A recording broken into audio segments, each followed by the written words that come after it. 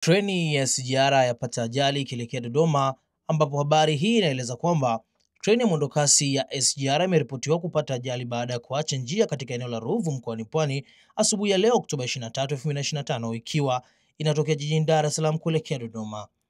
Kwa mujibu wa abiria wawili waliozungumza, wamesema hawajamuona mtu yoyote aliyejeruhiwa ila ni hofu tu iliyowapata wachache. Msemaji wa shirika la reli TRC Fredi Mwanjala amethibitisha kupokea taarifa za ajali hiyo. Tumepokea hizo taarifa za treni kupata ajali, na kwa kuwa ndio kwanza tumezipata kwa sasa, mkurugenzi mkuu na katibu mkuu wa wizara wote tunaelekea eneo la tukio na tutatoa taarifa baada ya kufanya tathmini ya kina na wataalamu. Hiyo ni habari kuhusiana na ajali hiyo ya treni ya SGR. Ila kuwa nasi kwa update zaidi, na sisi tunaendelea pia kukusogezea update nini ambacho kinaendelea na ilikuwa vipi mpaka ikaweza kutokea hivyo, hali za abiria waliopanda na mambo mengine yote hayo.